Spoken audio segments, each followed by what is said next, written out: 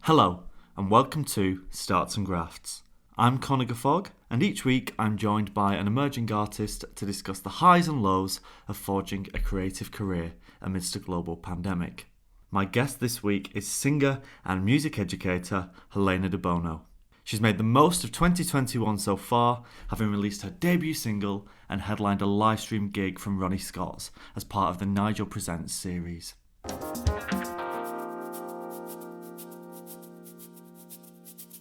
Helena, welcome to the podcast. How are you? I'm good, thank you. Thanks so much for having me on. How are you doing? Yeah, I'm not bad. Just to kind of preface for the listeners how we know each other, we work together for the same music education charity. So it's really weird to be talking to you on a Sunday and not just via Zoom. Yeah, it's so strange. I'm like, are we in work mode? Are we in fun mode? I don't know. Hopefully fun mode. Yeah, definitely fun mode. Yeah, it's really exciting to do this because I suppose actually over the whole lockdown period through work, you're one of the people that I'm most used to seeing in an online setting, but we've never been able to talk about all the exciting things that you've been doing outside of that environment. Yeah, because we're always in working, teaching mode. So yeah, it's different. It's nice. I think let's get going and find out what you've been up to. There's plenty to talk about. So I always like to start these chats by going back and looking at what people were doing before the pandemic came along. I mean, one thing I know we were both doing before the pandemic came along was going into lots of schools, delivering workshops to hundreds of children. Hundreds.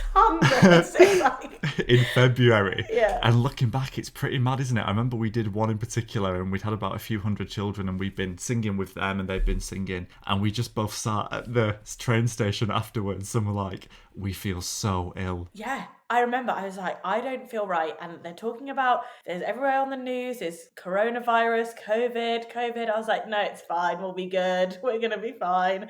Yeah. And then a week later, I was like, not seeing you today then. I'm not going into another school. I was like, this is the hottest sports hall, lunch room, whatever they call them. Yeah, it was so sweaty and there were all these different schools. It was probably a hotbed for Corona at the time. It's mad looking back how naive we were. But looking back on what you were doing at the time, I think you were in the studio, weren't you? Kind of March last year. Yes, I was in the studio. I think we went in on the 9th of March. I think it was the 9th, 10th, 11th.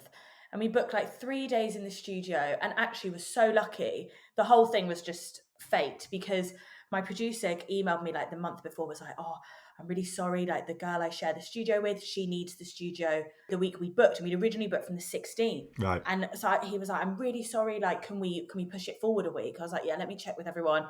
Thank the Lord, everyone was free the week before. Otherwise, you just never it wouldn't have even been recorded until, August? Yeah. When we all came out, and even then it would have been such a different recording experience. We were so lucky. Yeah, we were in for 3 days, the 9th, 10th, 11th, I think those were the dates. And it was so much fun. And we were all completely normal. And, we were like, just use the antibacterial before we eat. And it was a bit, people were a bit like, what's going on? Wash your hands. But it's fine. All getting on the tubes, hugging each other, totally normal. And it was quite a small studio. So we were literally on top of each other all week. And then, we meant to go back. Then we had a couple of days off, meant to go back in on the Monday to track some vocals and BVs. And yeah, that was it. On the Sunday night, we got the news we weren't going back in. But I was so lucky that we had everything tracked, and all that was left was some vocals and extra guitar parts and, production-y bits. And actually my producer was amazing. He had this system online, and I did it, where he could get into your music software. Oh, wow. Through his computer. So I was able to record at my house and it would go straight to his Logic, which was mental. I don't know how it worked. It was wizard. He's a wizard. I don't know how he did it. So we managed to get a lot done. It was a lot of fun. But this, you were recording at the time for your upcoming album? Yes, for the album. Yeah, which I want to talk about a little bit later on, and I'm excited to do that. Yes! But at the time you were recording, did you have a full production and release timeline put in place? And if so, how much has that been kind of delayed? Yeah, so we recorded in the March, and I think I actually think looking back, it was quite naive of me being an unsigned artist. I was like, yeah, it can all be out by October. The whole thing's going to be out. Yeah. Now looking back, I think it's only now that the stuff is just about ready and like mixed, mastered, got all the like the image, the branding, everything done, that actually only now, like a year and a bit on, is it actually ready? So I think it was actually quite naive of me. And actually, I think the pandemic was really good for my album, Okay. that it gave me the time to think about it. And I was able to be like, actually, I don't want to do that. That's not the look. That's not what it needs to be. Did it let you evaluate? Yeah, it gave me so much time just to think. And especially just about the songs even, I was like, no, like change it. Like, let's go back in. I'm scrapping that lyric. Like, we're going to change it. And it was actually so nice. I think before the lockdown, everything was so rushed. You know, in life, we were all just like on like 100 miles per hour all the time. And, you know, you want to constantly release stuff. And with social media, it's everywhere. You've got to constantly be doing stuff and be keeping busy. So actually, it was so nice just to take a step back and look at it from like a bird's eye view almost, and not in just your own headspace. Well, also, you talked about then kind of wanting to go back and change lyrics. Like, from what everyone's been through, it's so intense. You come out of it a little bit different, and your perspective, I'm assuming, towards songwriting is a bit different. Totally. Like, it's just I feel like now there's a lot more people want to say, and a lot more people want to say through their music and through their artistry. And I think this pandemic has given people that time to really reflect on who they are and how they want to, what they want to project to their audience. And I think as musicians, we have so much space to say so much, and we can really influence other people through what we say. And I think that's a really important tool, to be very careful with how we use our platforms, I guess, to whatever size the platform is, whether it's 10 people, whether it's 100,000 people. I think it's really good just to really think about what it is you are delivering. There's still scope to have an impact regardless, isn't there? Totally, 100%. But it must have been really positive on one hand to have a bit of time to reflect, but I bet it must have been frustrating sitting on all this recorded music that you had. Yeah, I mean, I think my flatmate never wants to hear any of the songs again, because obviously she was there the whole time, just like hearing me in my room, like listening to mixes coming back and forth, whatever. Yeah, it was so frustrating. And like, I think as well, for people who don't do music, they don't understand my mum, this is my mum, she doesn't understand like the timeline of what needs to be done. So she was like, well, it sounds good. I was like, it's literally just been mixed. Like, this is the first mix. She's like, can't it just be released now? No, it needs to be, the mix needs to be finished. Then it needs to be mastered. And she was like, no, I think you could just release it now. I'm like, no, like, I'm not just going to release it straight away. It's hard though. I can never gauge the different layers, and I'm guessing what's the initial process, and then what's the end goal. So, I mean, for me, it's kind of still a bit of a minefield to me as well. But the producer will, like, obviously you go to the studio, record it all, then it all gets mixed. So there's a mix done that you're happy with and the producer's happy with and everyone agrees on. And then the mastering, to my knowledge, I might be wrong here, but just levels everything. So that if you let's say you put it all at like volume 80, nothing will go above that, and everything fits within that. It all sounds really good and finished. Nothing gets too loud or too quiet, is what I think that's a very basic understanding of what it is. But it sounds great. And, you know, that whole process as well, you know, getting it mastered was all online, you know, just inputted the tracks online, sent them off, and then they sent them back done. And I was so lucky with the people who did the mastering for me, this amazing company, and they do like Tom Misch and all these amazing people, and it came back and it was just perfect. Like, the sound was exactly what I wanted. Sick. I can't wait to listen to a little bit of it later on. Yeah. One big part of what you do is not just making your own music as a recording artist. You absolutely live and breathe gigging at every opportunity. Yeah. Which, let's talk about in a minute how difficult that's been. But are there some pivotal gigs in 2019 that really stood out, or in the lead up to the pandemic, that you really enjoyed? There were a good few. Actually, in the year before, in 2019, it was festivals. Like, we did like Cheltenham Jazz Festival. Oh, nice. We went all around the UK, like gigging, doing so many weddings, parties, functions, festivals, all sorts. You know, we did. It was actually such a funny year in 2019. I was so lucky. Like, the opportunities that came my way were just above and beyond anything I would have expected for that year. And I was so lucky. I did London Pride and was able to perform on like the main stage at Trafalgar Square with the London Gay Big Band. Yeah. And that was one of the most surreal experiences. Like, you know, you get there in the morning, it's like 9 a.m. is your sound check, and there's nobody there. There's just you performing on Trafalgar Square. You're like, this is a bit bit strange. And then you go back at 3 o'clock for your set, and there's like thousands of people, like you can't see the pavement. It's just like rammed. And it was, I mean, I love Pride. Pride is one of my favorite days of the year. And the buzz and just being on stage, like the support, you know, it was just like, oh, it was just electric. And it was so great. I was performing. So it was I was one of the singers with the band. And then Marisha Wallace, who's an incredible musical theatre star, and also got her own album out, which is incredible. And she's just amazing. And so she was on that gig. And then the next day I went to Love Supreme Festival in Brighton. So I went down with a friend of mine because she was doing a gig there. So I went down and she took me with her, and we went into like the artist area, and I was just there like as a plus one. And all of a sudden I saw Marisha in her trailer, and I was like, hi, it's so nice to see you. Like, how are you doing? She was like, oh my God. She was like, my BV is stuck at the airport and can't get here. Like, there's queues. Will you come on and sing? And I was like, what? She was like, will you come on and sing BVs for this song? Like, she might get here halfway through, in which case you could just walk off, but I just need someone to sing these lower harmonies. And I was like, okay, I'll do it. So literally, that's all because we'd met the day before at Pride. And we'd literally met at Pride where we'd done this gig for like an hour, got on quite well. And then it was so funny. And the next thing I know, I'm in the outfit, like in the t-shirt, on the main stage at Love Supreme, singing BV's Marisha.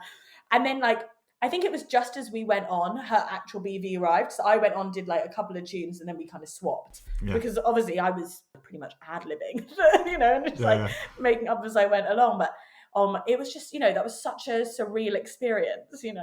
That must have been a pretty mad weekend. And going back to the Trafalgar Square gig, I bet it was one of those where you felt like you had the crowd behind you. I bet there was no sense of having to win them over at all. No, they were just there. They were in it. Like everyone, you know, I could have literally been singing flat as a pancake, and they would have loved it. Like there's something about Pride that is just so magical, and I think, you know, everyone loves it. Everyone's there, and it is just about love. It's the most harmonious event I've ever been to, isn't it? It's amazing. It's the best. I mean, I've been going to Pride since I was like 15. And, you know, I used to, like, when I was like 15, I think the first time I went to Pride, I took the train down with a couple of friends, went to Brighton. And we were like, what is this? This is the best thing we've ever been to in our lives. And from then on, every year, like wherever I am, I'm like, if it's Leeds Pride or London Pride, like always get to go to one of them. It's just the best. So performing there was like on another level. It was like on a high for days. Fingers crossed there'll be some opportunities this year, depending on what the situation is, to get some gigs in around that. Yeah. Fingers crossed. So what have you been doing then? We've talked about kind of this period of not being able to gig. What were you doing to fill your time that would usually be spent gigging and performing? I mean, it's so funny because the first lockdown, just before like lockdown 1.0, it was so busy, you know, like on tour and doing all these amazing things and gigging every night of the week pretty much, and teaching. I feel like I was pretty close to like that burnout, which I know a lot of people get, artists, anyone gets the burnout feeling. It's crazy. And I do feel, especially being like a self-employed, like unsigned artist, you do just take every opportunity. Like if someone tells you do a gig at midnight at whatever venue, and then can you do something at 8 a.m? You're just like, yeah, cool, I'll do it. You know, you don't want to say no. And then balance your steady income as a singing teacher in the daytime. But you know, I had a real problem before lockdown saying no to work or anything. And I feel now actually I know I've kind of missed the question here, but no, it's cool. Having that time,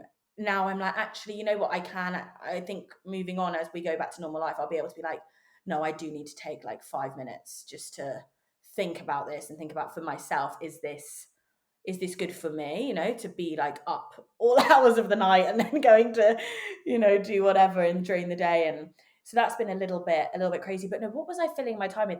For me, I was so lucky that I had my album to focus on. Like it gave me such focus. Obviously had teaching, all my teaching went online. So I was so lucky with that. But that must have been tiring at the same time, because you teach like really young children, don't you? Really young kids. I was online from like 8 a.m. till 6 p.m. and then Zoom parties with whoever. And then, But you know, it's been so nice. And I think all of my friends are creatives. So we were all kind of in the same boat. We were all like, oh, another gig's been cancelled. That's another gig, you know, and everything we all kind of had to really support each other through that. So I guess I've just been filling my time with the album and just trying to keep myself busy. Obviously did what everyone did and downloaded Duolingo. That didn't last very long. I'm not fluent in Spanish. I don't think it's ever going to happen for me, but we try. So it's kind of like Zoom quizzes, Duolingo, bread, yoga outdoors for some crazy people. I don't know why I entertained that. I don't know about you, but yeah, there was clear trends, wasn't there? It was clear trends. I had I remember I found it the other day. I had a poster, and on it's for the day I must read for 10 minutes, do an hour of colouring in, and I was obviously week 3. I don't think I even looked at the colouring in book again. Was, but it's just kind of those things that it was all so new, wasn't it, at the beginning, and now I think we've all really molded to this new normal. So I mean, I was so lucky to have this album to focus on. I can't thank that enough, that it was there and we'd had those days in the studio. Yeah. And I guess, just working on, for me, it's been time for me to work on my craft and work on sight reading. That's always been something that I have struggled with, so able to just sit down at the piano and just, learn new tunes and songs that I would never have thought about learning for my gigs. I've had that time, and just to, really listen to music and go back to the basics and kind of reteach myself all the stuff that I learned at uni almost and growing up. So that's been good. Because I saw that you'd done some collaborations with a few people online, songs, and you'd done some Ariana Grande and Billie Eilish, which I assume isn't music that you really normally get to tap into that much, because it's not within the jazz kind of realm that you sit within. I love a bit of pop music. That's when I'm driving to work. Capital FM is on full blast. I don't care. It's my guilty pleasure. I love it. Yeah. So no, I was working with a really great friend of mine called Sarah Davies, and she's an amazing cellist, unbelievable. And it's so funny actually, because when all your friends are creatives, you sometimes forget how talented they are, and you're kind of oh yeah, but you're my friend. I know you play an instrument. And then when you actually sit down and hear them play it like a gig, you're oh, that's what you do. You're amazing. So this opportunity came up, and we decided to do a little duo. We wanted to do it for ages. So we did this duo, and actually it worked so well. We obviously did it remotely. She wrote the cello parts and did all the harmony and stuff. And then I put some vocals on it. And then our friend Joe Lee, he started producing during lockdown and learning how to produce and do some production stuff. What a task to take on. I know. And then so he decided, he was I'll do it. So that was great. Did a few videos with Sarah, and we've got a few more in the pipeline. A really good friend of mine, he's doing a Toto project. So, this time for that, especially, there's I think there's 15, 16 musicians in that. In normal life, to get all of those people in a room even to rehearse is hard enough because everyone's so busy, let alone have people record their parts, record videos, send it back. So now it's all this promo that we wouldn't have had is now there, and everyone's really up for doing it as well, which is so, so, so nice. And I mean, I've been lucky as well that I have had, obviously, like you said, I did this Ronnie's live stream. Let's talk about that now then. Yeah, let's go for it. Let's go for it. I was going to say, really, we touched a bit upon kind of the initial kind of lockdown period and things getting cancelled, but things really have been on the up for you this past month, haven't they? You headlined a gig at Ronnie Scott's, which was part of the National Youth Jazz Orchestra, aka NYJO, for the listeners, Present series. Tell me about that. What was it like being back at Ronnie Scott's? So I can only say it was a dream come true. It was such a pinch me moment. I think such a big goal for me was to have my own show at Ronnie Scott's. And even when I do my goals and my affirmations and stuff, which I'm very into, I wrote down for 2021, have a headline show at Ronnie Scott's. And then for that call to come in February, I was honestly shocked. I was no, this can't happen. Not in the middle of a lockdown. There's no way. And it was kind of only until we were there that I kind of let it sink in. It was the best feeling. I cannot describe and I hadn't seen my band all together since we recorded all the stuff.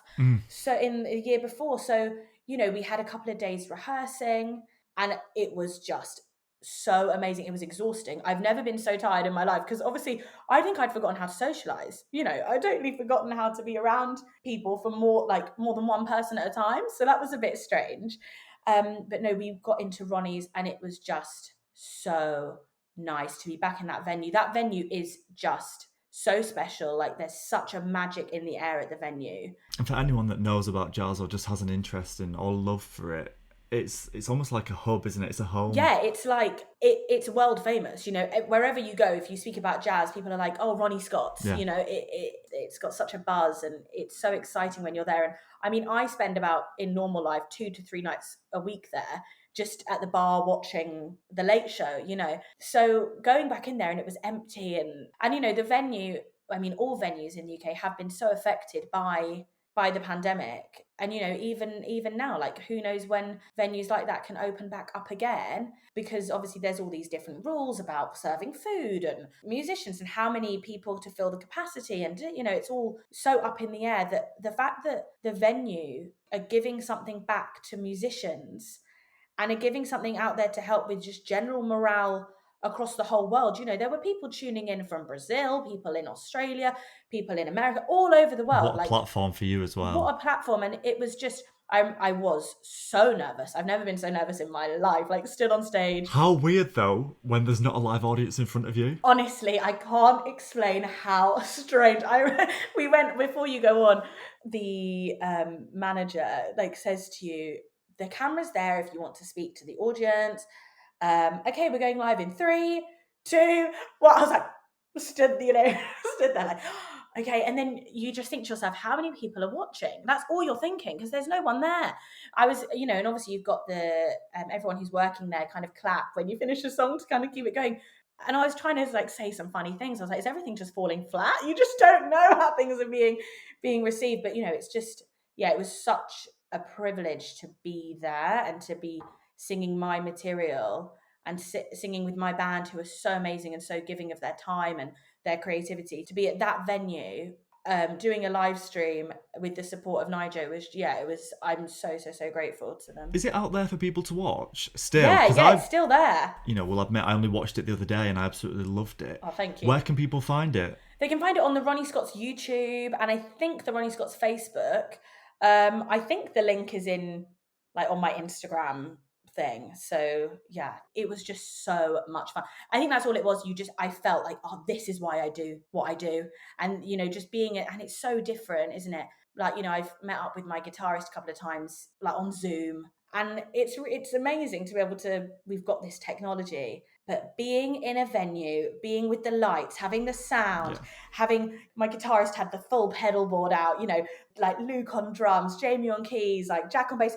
Everyone was so excited. And I think it just, you get that buzz back to why we do it. And that really comes across. One thing that you were able to do was perform some classics and jazz standards that are part of your usual set, but you finally got to perform some new music. Again, how did that feel, not being able to gauge some sort of reaction? Was it all about going back online afterwards? Yeah, I mean, I've always been, and I think as well, being a songwriter, that's so vulnerable, isn't it? Releasing your own music and you're kind of telling your story. And I was really nervous. I'm really nervous about my own music, just because it's my child. It's if someone says they don't like it, it's gonna hurt. And I know that you can't please all the people all the time, and some people are gonna love it, some people are gonna hate it. That is what it is. But it's still, you think, oh, I'm performing these songs for the first time on a live stream at Ronnie Scott's. This is a big deal. This is a big thing now. But no, do you know what? Just having the band there, they're so supportive of me and of the music, that actually I felt in such safe hands that it doesn't really matter what anyone else thinks. And actually it was really nice. I had some amazing messages and people sending me so much nice feedback that I did. Yeah, it was all really positive. So I was kind of really chuffed, and everyone's like, when's the album coming out? I'm like, yay, that's exciting. And it just, it's so nice. And I think that's something that so many artists have missed, is kind of having that, I don't want to say, I can't think of the word that I'm looking for, having that push to keep going, and a lot of that does come from audience, because what we do is we perform for people, you perform for you, but you also perform for everyone else there, and you want your music to reach people, and whether that's singing covers or standards or whatever, you want someone to relate to you. So to being able to do Other that people, on that sort of platform was just mind-boggling. It was amazing. Should we give listeners a chance to hear the latest single? Why not? Do you want to introduce it? Okay, this is my debut single. It's called Little Life, and it's out now. But only we know that it's broken. This little life,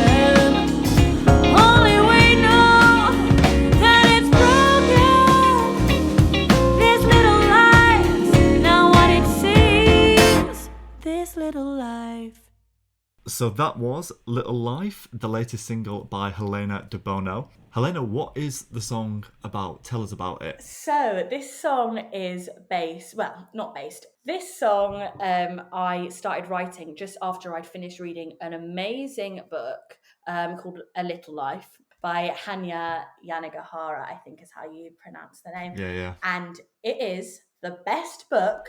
I mean, best and worst. Best book in the way it's written. It is such a beautiful book to read.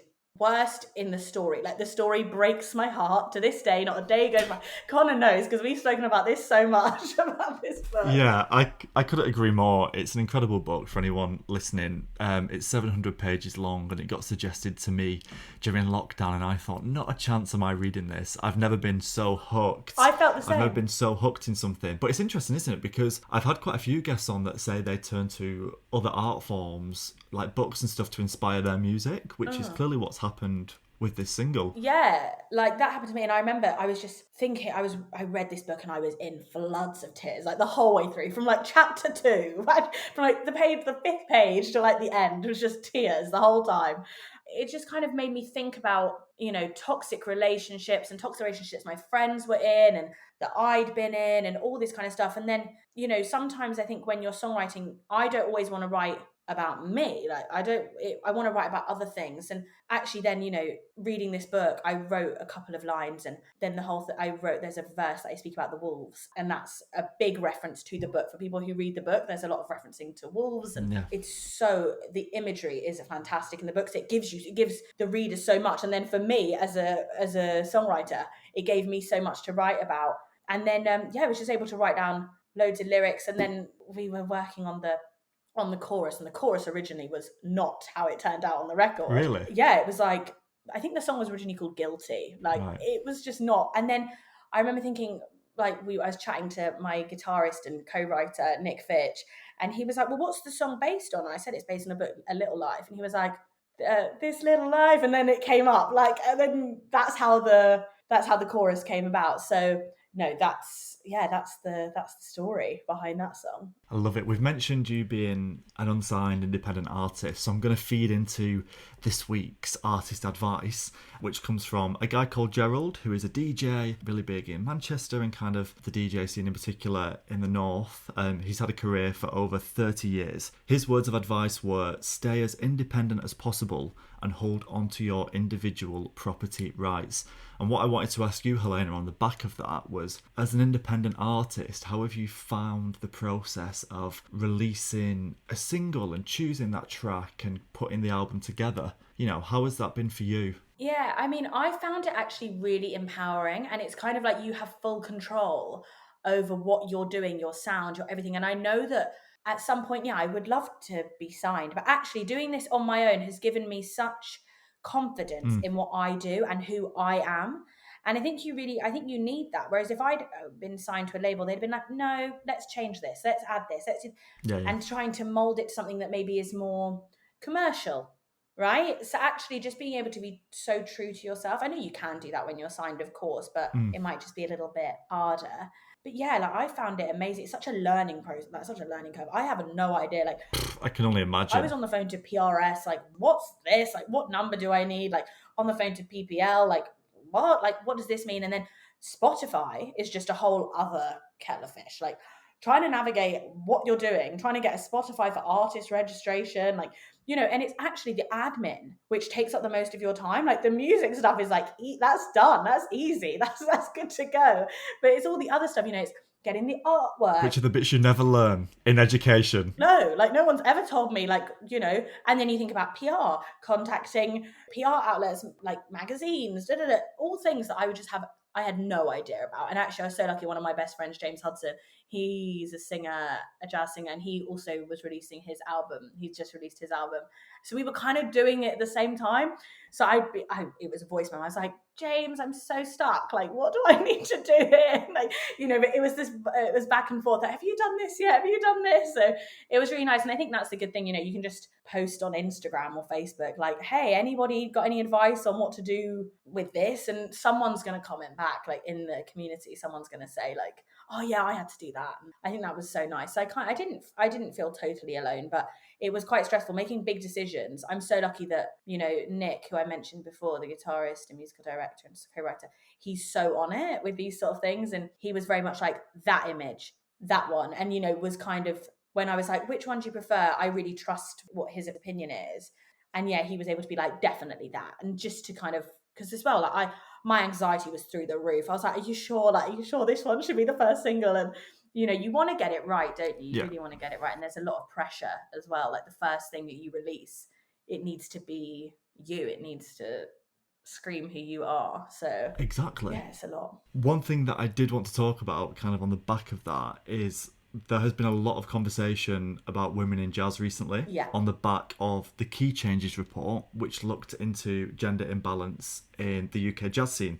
You got to take part in a conversation hosted by NYJO, the National Youth Jazz Orchestra, with the writers of the report.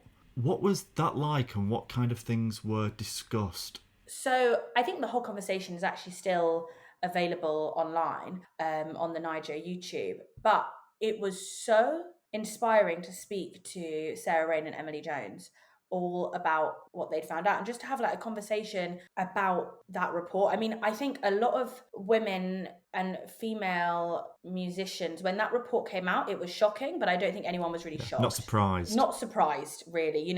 I could talk about a few things that you're like, yeah, that wasn't cool, that wasn't cool. So actually to speak to Sarah and Emily about that was what they have to say. And if anyone hasn't read the report or wants to, it is available online, and I would highly recommend reading it, because there needs to be a big change, there needs to be a big shift in what's going on at the moment. And what is going on in particular? Could you shed any light? Yeah, I think at the moment jazz is very male dominated and has been for a very long time. And I mean, I don't know why that is. I think it goes back all the way back to primary school. When you're at primary school, boys are told, oh, push yourself, like go to the extremes. Girls are always told, oh, play it safe, So I think that's why maybe when it gets to like degree level, there's a lot more females studying classical than there are jazz. And that's because classical, there's right or wrong. You're either reading the right note or you're not. Whereas jazz, it's the improv. So that's very scary and can be quite intimidating for people. And it's intimidating. And then you go to a jam night and there's all these guys up on the stage playing as fast and as high as possible. Competing. It is competing, and it's a big competition. And actually, I mean, I've often felt, and I'm a pretty loud, confident person, I think, and even I'd sit there and be like, nah, I'm not getting up. And when I was at uni, I think I was one of 4 or 5 girls on my course, one of 4 girls, and I think 3 of us were singers. Why do you think that is? There's a kind of history in jazz of women being at the front of the stage as the singer, but not being within the kind of instrumental setup. Yeah, I mean, actually, in a lot of bands I'm in, it's males in the band, and then I'm the only female a lot of the time on the stage. I don't know. I think it's definitely something that goes back to even when we're kids. It's girls are told, "Oh, sing." Boys are told, "Play the drums, play this," and it all goes back to this patriarchy, I guess. It all boils down to that, and it all boils down to the way what we're taught as children, and then going on then in education. Girls aren't pushed to pick up a saxophone, or aren't pushed to do jazz drumming or jazz piano. If they're going to do something, it's more likely to be told to do classical. Yeah, there does need to be a big change, and especially then when you get to, and it can be very like off-putting when you go into a college and everyone there is men, in particular white men. Like, that's a whole other conversation, but there's a lot of issues at the moment in the scene. It's a really interesting report, and I don't want to kind of force you into discussing your experiences, but there was talks of, for example, lack of changing room facilities for women, or conversations that venue owners or technicians have had with women regarding their equipment. Yeah, I mean, I've experienced both of those things, at various occasions. It's like, oh, there's no changing room. Are you okay to go in here with the band? yeah, okay. But instead, of course, I'll just go to the toilet. But that's not okay, you know, that's not cool just to be told, oh, you can get changed in front of your male colleagues. That was in an office space. Yeah. And someone said, oh, you can get changed here. No, like that just would never happen. I've had that a few times, and I've had the, oh, you know, do you need help setting up your PA? Like, I don't think you're going to know how to do it. Oh, you know, you're going to get it wrong. No, I do this 4 or 5 times a week. I know how to set up my PA. I know how to set up my PA better than you know how to set up my PA. Thank you. You know, and I think that's the thing. And then also, you know, girls are told from a young age as well, don't be rude, don't answer back. But boys are told to, you know, like say what they want. So then that kind of comes into play. But as well, you know, I've had, oh, you know, it's so nice having such a pretty face at the front of the band, Ugh. you know, and stuff like that. And you just think, really? Like, really? Yeah. Is that what this is about now? Like, is that, you know? And that's quite weird as well with the setup, because it's almost as like you're not only putting yourself in front of the audience with the way you're positioned, but you're also putting yourself in front of the band. And if people are making comments like that, Yeah. that's horrible. Yeah, I know. It can be a very intimidating world, and I can see why it is not accessible and not diverse because of that. You know, it's a very male heavy place. It's a brilliant conversation that you said is on YouTube for people to check out, and I'm so glad that these conversations are taking place. Yeah, definitely. Let's look at your journey and how you've ended up pursuing a career as a singer, one that absolutely loves jazz more than anything. Can you remember your earliest memories of performing? Yeah, I think I came out of the womb singing and dancing. Like, I know that's so like cliche, but I've got videos of me. I used to just sing at the top of my lungs. I was a musical theatre kid through and through. Like, all I thought I was going to be Tracy Turnblad. Like, that's where I was going from the age of like 6. Like, I was like, this is happening. I'm going to be on the West End, you know. And I joined this amazing musical theatre group called the Young Set, and we used to do like pantos. I was in like Richmond Theatre from the age of 6, like doing panto. Bless my mum, she'd drive me to auditions. Like, I was going on tour with the King and I from like, I bet she was shattered. I know, she used to drive me to Musical Theatre Club on a Monday and a Thursday, make me these costumes that literally were like feathers coming out of my head. Like, That was just to stop you performing at home, though. That was just for her to get a breather. Oh no, there would be like feather boas at home. Like, I'd be in leotard every day. Like, look at me, mum, watching me sing. Like, it was the Helena show. Like, that's, bless her, that's what she had to deal with for my whole life. She still deals with that now. Like, she still has the full Helena show. No, but we used to do panto at Richmond and Wimbledon and all these local theatres, and then that was like my first like show. And I remember being like, this is so fun, in a professional show, and I loved it. Like, that buzz you get when you're in the theatre and on the stage, I felt it instantly. And then I remember when I was like 8, I went on tour without my mum with the King and I to Norwich. Like, wow. So I was like off, like living with chaperones in like a hotel, like performing every night of the week. Yeah, like that was, but I loved it. Like, I didn't want to do anything else. And then I was so lucky, I went to an amazing school in Chiswick called Arts Ed, and I went there from the age of 11 till like 18. And I was like, musical theatre. And I always had singing lessons, and I was doing classical singing lessons with musical theatre. And then we got a new music teacher who started at school at Arts Ed. And she was like, oh, Helena, like, for your GCSE, do you want to sing a jazz song? I was like, what do you mean a jazz song? I'll be singing musical theatre. Like, you know, that was literally all I thought. And she gave me an Ella Fitzgerald record. And I remember going home that night and listening to it, and I was like, okay, wow, like, what is this? What are these songs? Why have I never heard this before? Game changer. And that was it. From that moment, I was like, I'm doing jazz. It just like something just changed in me. And from that moment onwards, I was like, I hate musicals, hate pop, I only like jazz. That was all I'd listen to, you know. And then I was so lucky though to have her there at school, and she gave me like Chet Baker records and Sarah Vaughan and Billie Holiday, all these amazing artists. And I was listening to them, and her and the pianist at school, they'd like come into school on a Saturday to help me and like teach me like extra jazz harmony, and like, wow. They were so supportive of me.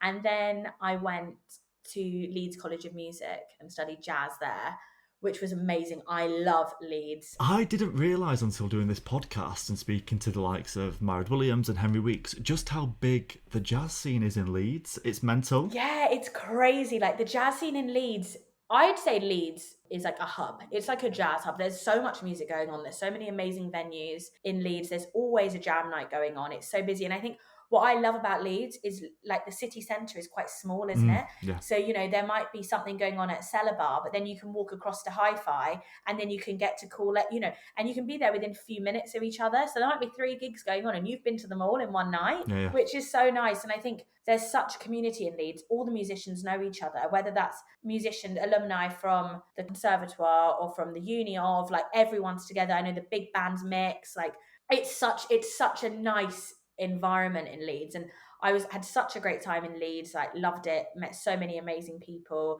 gigged with some amazing bands, like started gigging with the Tom Sharp Jazz Orchestra, like got so much more experience. And I kind of went to Leeds College of Music having not done much jazz. I'd always done musical theatre, so I was thrown out of my depth a bit. But, just being around, and I think that's what I love. A lot of people stay in Leeds after uni. So there were all these like alumni who'd left 5-6 years ago, but you'd ended up gigging with them. So in my first year of college, I was working with some of these people, and it was amazing. It was so great. Is that when you really got to develop? Yeah, I feel like that's when I like really grew as a performer, and getting up at jam nights. I'd never been to a jam before. Like I'd never been until I went to Cellar Bar, and that was it. And then I'm up 3 or 4 times a week doing that, and then stayed in Leeds for 4 years, moved back down to London, had a bit of a crisis when I moved back to London because I didn't know anyone here. All my friends were in musical theatre because that's what everyone did. And I knew no musicians. I was like, all of my gigging network is up in Leeds. Like, what have I done? And so I moved back home with my mum, and I just thought, what am I going to do? And luckily, a friend of mine knew my friend Nick, and was like, why don't you just message him and like say you know me and ask to meet up to have a jam? So I did that, and literally then we instantly became such good friends. And he was playing with the National Youth Jazz Orchestra at the time. He was like, you should apply. They've got vocal chairs coming up. So I applied, did my audition, got in, and that was such a changing point for me, because joining something like Nijo, it's been around for such a long time. The alumni is insane. The alumni is insane on Nijo. Amy Winehouse and so many incredible artists. But being then in a band of, I think it's like 21 people who all do jazz, and they're all based in London, or majority are based in London or Birmingham or wherever. But then you meet so many people, and that was it. Then I had my friends, and then they were like, oh, why don't you do this gig? And I was like, yeah, let's do this gig. And that's how I really got to meet everybody. And then through them, meet people they're at college with or they studied with. And then, yeah, that's how I kind of got my circle in London. It was definitely through Nijo. So I do owe a lot to that opportunity, to be given the opportunity to be their vocalist. And now you teach for them as well. And now I teach for them as well. Yeah, I'm the full circle new vocal coach. I know, literally, it's gone full circle. Yeah, it was such an amazing opportunity. And I think actually when I was with Nijo, that really changed who I was as a performer. Performing with a big band is a completely different discipline.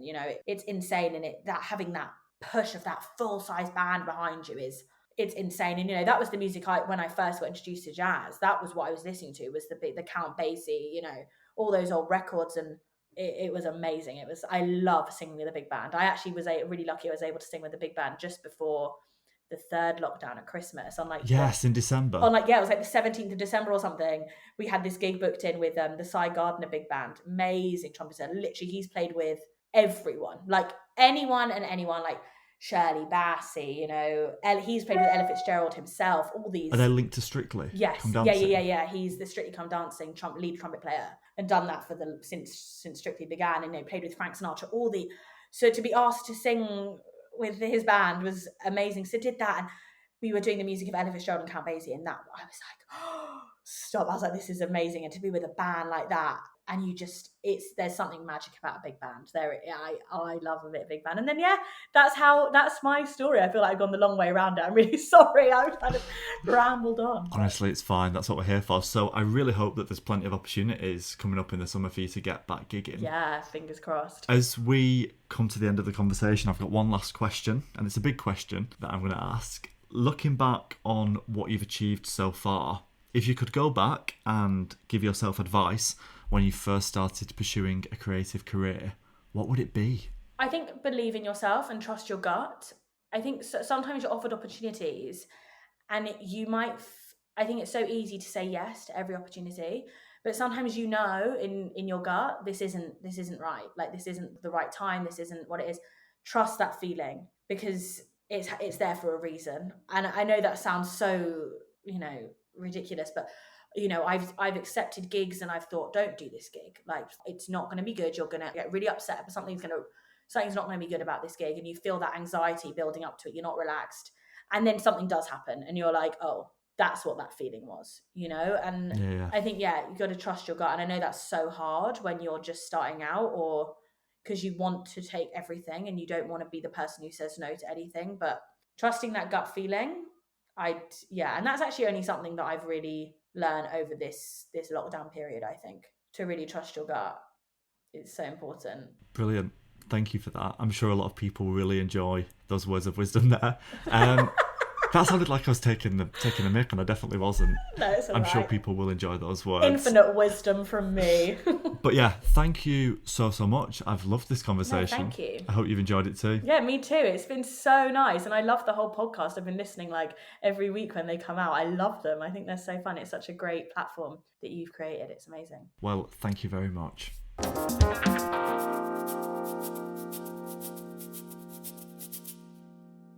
I want to say a huge thank you to Helena for coming on the podcast. You can check out her debut single, Little Life, via our Linktree.